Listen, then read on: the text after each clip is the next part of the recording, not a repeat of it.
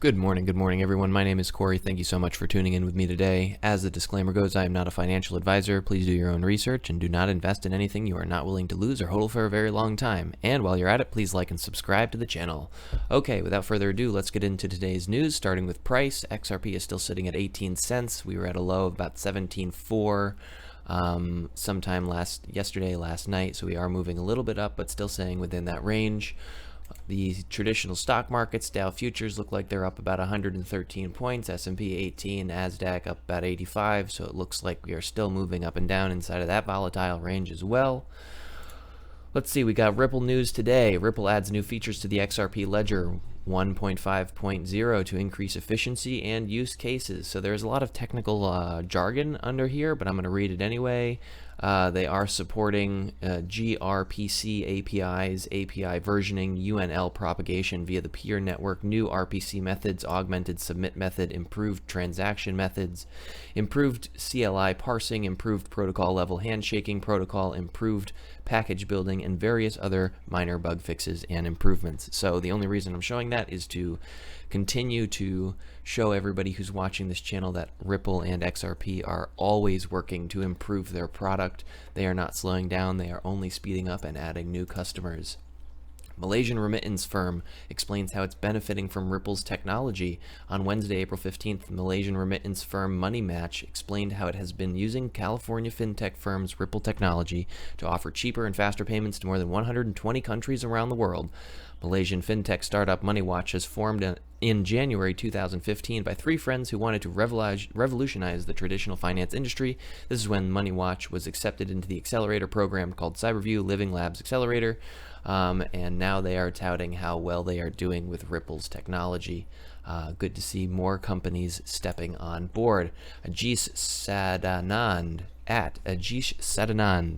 realizing the might and worth of RippleNet towards easier cross-border payments, Western Union to collaborate and operate over XRP and foreign remittances. Western Union is studying and deliberating on the use case of Ripple's XRP for cross-border payment, published by Credit Suisse. Okay, I know that you guys have probably heard this information before, but it is important to show you that Western Union, although they had a back seat in the whole traditional money remittance venue, they were touting about how good their remittance program already was because they held the largest portion of that industry. Now all of a sudden they are changing that tone and they are seeing what MoneyGram and Ripple have been able to do, and they're looking and saying, hey, now we want a piece of that action as well. You guys are saving a ton of money and we want to save that money as well for our customers. Anna Boten from Santander.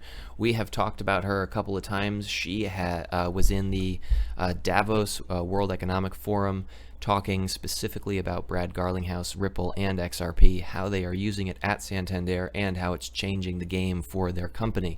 Well, Anna Boten is now working for the IMF. She has been appointed to the International Monetary Fund Advisory Board, so it's important to watch where these people are moving. Anybody who has worked with Ripple, we're actually noticing anybody who is either is working with Ripple, they are either in Washington or the IMF or the EU, major banks. It seems that anybody who is high up in government or the banking industry is also working with Ripple. Here is Grayscale Building Blocks, November of 2019. This is their informational packet on an introduction to XRP. Well, Grayscale is an investment firm that allows you to invest in different cryptocurrencies and assets, and then this is their packet on histories, introductions, and what XRP is. So major investment firms with packets out about XRP and Ripple. Here we go. Bank of England FinTech Accelerator Proof of Concept. This is a packet right out of the Bank of England, and they are specifically talking about Ripple, exploring the synchronized settlements of payments using the Interledger protocol, which runs using XRP as a cryptocurrency. Now, Ripple has several other systems called XVIA, XCurrent, but those were all separate before. Now they're all packaged together inside of one block, whatever, one package called ODL. So it's good to see that we're seeing these major central banks, these major institutions coming on board. So here we go. In this, you can see that XRP and Ripple is being mentioned right here. For example, Ripple's XRP ledger provides real-time cross-border payment settlements using tokens that represent central bank digital currencies. And this is for HSBC. I'm going to go all the way to the top. just so you guys can see it.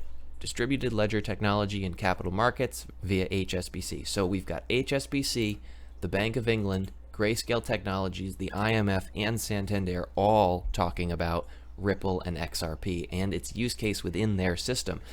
We've got Kuwait Financial House, KFH, touts the use of Ripple's payment solution. So a recent report revealed that the Kuwait Financial House is touting the use of Ripple's payment solution alongside SWIFT for payments in 2019. This serves as an indication that Ripple is playing a big part in the transformation of financial world with digital payment solutions.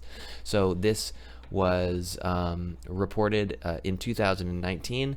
The article was released today, but it's important to show you that all over the world, whether or not you've even heard of that bank, I'm telling you, Ripple is involved. They're under the carpet, they're under the bed, they're everywhere. If you could look under a rock and Ripple would jump out and scare you.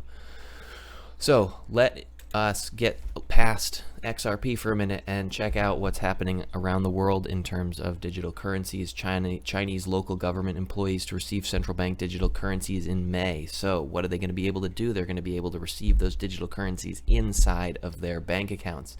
I have seen a report that what they're going to do is convert Chinese dollars in somebody's bank account to the digital yuan, and this is what it's going to look like. At crypto_Dracula says digital yen is here. This is somebody holding their banking app, showing the image of the yen inside of their digital wallet. So not having that paper cash, but still having the idea of that paper cash visually on your phone. That's how it's going to be done, it looks like. Moving on, this is David Schwartz at Joel Katz. He is the CTO of Ripple. I have no idea what LTRPB is, but I sure wish I held some. So this is a chart that he put up of this random token. I didn't take the time to look it up, but it went from about $4 to about $113 in one single candle. I know that we are speculators in the XRP market, and we are all looking for the next hint at to what's about to happen. David Schwartz consistently puts out tweets that everybody goes in and is like, oh, this is the one, this is the one, this is what he was talking about, this is how high it's going to go. And if you're a speculator on the David Schwartz tweets, then boom, I would say that hold on. He says, so I would basically just hold on to this token, to the XRP token, because people are saying, well, this is indicative that this is what XRP is going to do. So for all of you that follow his tweets and like his deep diving into what he might actually mean by that, there you go. Hopefully we can see XRP by about $113 in one single candle. That would be exciting to talk about, wouldn't it? All right, next thing we got is from Anthony Pompliano at A Pompliano. A new proposal called the Emergency Money to the People Act would pay $2,000 monthly to every American over 16 years old. It would continue until employment reaches pre-COVID levels. They have to do it or there will be social unrest. Once they start, they'll never stop again. Well, what would you do if you started receiving $2,000 a month in the mail from the federal government? Post that in the comments for me and let me know. I know what I would do. I'd probably go to part-time. I've got some XRP, so I'd take my $2,000 a month. I'd work part-time. I'd hit up the beach. I'd enjoy myself. I don't allow myself to have expenses more than my living means. So I live within my means, and having $2,000 extra a month would probably be it would de-incentivize me to continue to work as hard as I do for the company I do. But anyway, moving on, I wonder how other people are going to react to that. Dear Bill Gates, I will refuse the vaccine. Wake up.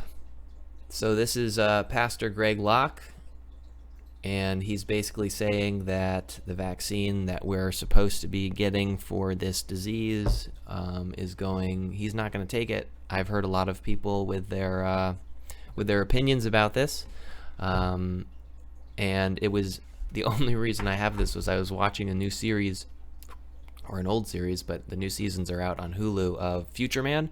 And in the new season 2 of Future Man, they're talking about the war that happened in 2142, and that war happened because 100 years prior, everybody on Earth got sick, and those who received the vaccine were immune to all disease, and those who didn't passed away. And the war broke out because people were refusing to take that vaccine. They didn't want to let anybody have it, so there was a war between those who got the vaccine and those who didn't. And I just thought it was ironic for our point in time that we're living right now through this pandemic, that we're all going to experience a vaccine coming out, and it's going to be our choice or not whether to take that. So anyway, just something to think about. All right, so this whole section that I pretty much have right now has to do with freedom of speech and gold.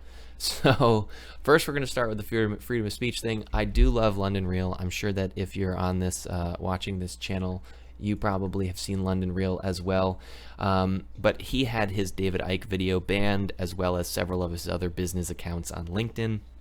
A win for freedom of speech. This morning, LinkedIn reversed their decision to ban both my personal and company account, and we're back. This wouldn't have happened without us standing up for what we believe in. Is also much help from the London Real Army. So basically, there is a significant amount of information or just stuff, whatever we're posting about certain things, including that Pape video that I posted yesterday, right, from Green Eggs and Ham. Well, here we go again at Green Eggs and Ham, where you can't even post a conspiracy theory. It's got to be time for the dumbest places on the internet when it comes to censorship. 140,000 people saw this post by Green Eggs and Ham, and even the moderators from Reddit/conspiracy channel took this video down. So as you can see, there is an effort to keep information and what we're putting out under the rug. So we notice everything. The internet is out there. Information is out there. We like to dig. We like to find things. So we're putting out information, and as soon as we're putting out information, well, the powers that be are starting to take this down off of their platform. Another thing that was taken down was Zero Hedge. So Zero Hedge is a news website, maybe an alternative news website that used to have a Twitter account and used to post all the time. Well, guess what? They got kicked off of Twitter too for posting certain things. So it seems like there is plenty of censorship going on over the internet, and we are going to have to start watching what we say if you want your social profiles to stay online. I don't believe in that. I'm just going to say what I need to say until I get kicked off, and then start something else on a regular website, I guess. Amid record high demand going into a Great Depression, the U.S. Mint halts West Point production. No gold coins until prudent to reopen, according to Zero Hedge, which was kicked off Twitter because we can't have real news getting out in the time of like this. So here's Comex bombshell. Most illegible vaulted gold has nothing to do with Comex. Basically, they're saying, and you can kind of see how it all fits together, they're not allowing people to get gold out based on what they own in their paper markets, because there's not enough gold to support that. We don't have enough physical gold to support the amount of gold paper that we have sold. And if you look, you can see that on most gold bullion websites, opposed to the paper value that you have, most actual gold and silver bullion is selling for about 25 to 35% over market value as it is priced in the stock market. And now you're not even going to be able to transact in order to get that physical gold from your paper sources. Okay, so there's a lot going on. Obviously, we are wondering where all of this started, how it all came to be, and what happened with it. The sources believe the blank originated in Wuhan lab as part of China's efforts to compete with the U.S. So now they're saying that, well, China felt insufficient and inferior to the U.S., so they decided to throw this out in order to show us, hey, we're better than you than cleaning up this mess. Well, that's still, to me, viral warfare. I don't think that sending out a virus into your own population in the world and then you cleaning it up faster is a good way to show us that you are more technologically advanced. I doubt it. In fact, I think a lot of people are going to be very angry when they hear this. And there's been a few talks about war with China. If we figure out that China used this as a bioweapon, I am truly praying and hoping that we come up with a better news story and we can just focus on that not happening, because the last thing that we want to do is send a war into the midst of a pandemic. So, man waiting for $1,700 stimulus check finds $8.2 million in their bank account instead. This is an article off of Zero Hedge, and I just wanted to show you that, Donald Trump came out talking about how all of our banking systems were about 37 to 40 years old, according to states, and this is a true example of what happens with 40-year-old banking systems. So this guy was supposed to receive his $1,700 check in the mail. I think that might be a misspelling. I think it should have been 1,200 because everybody was getting 1,200. Unless he has a kid, then he would have gotten 1,700. But basically, he went out, and what he found was his receipt from his ATM said $8.2 million. And about a day later, that disappeared, and it's basically just saying that, it felt great to be a millionaire, and then it felt even weirder not to be a millionaire the next day. So those errors are happening. Our banking system is having trouble putting through the right money to the right people, and it's showing. And because it's showing like that, people are going to say, well, maybe the system is too old. And I think that the US already knows that, and they have the XRP and Ripple ecosystem built in already. So we've got US Mint halts all production over virus fears as gold and silver coin demand nears record highs. So to go along with this Comex thing that we're talking about, there's Zero Hedge again already pulling this out, showing that gold is being halted in its production. And because its demand is record, its demand is near record highs, and there's no gold to pay off that amount. There's simply no physical gold. All right, the last thing that I want to do and talk about is the Dalai Lama. Self-centeredness creates a distance from others, leading to dishonesty, fear, and anger. This is how disturbing emotions work. While fear, hatred, and anger are bad for our health, concern for others leads to self-confidence and inner strength while helping to reduce anger. So essentially, let's just be concerned about the people in our lives and work hard to help them out, keep them safe, keep them happy, and in turn, you will feel more confident. You will feel better about yourself because you've worked hard in order to help somebody who needs it more than you do. You've become above yourself to help somebody else. So please enjoy the rest of your day, help out your friends and family, help make them experience a more positive day than you thought they may have otherwise. And I will see you guys in the next video. Thanks so much for tuning in, and subscribe to the next one. All right, see ya.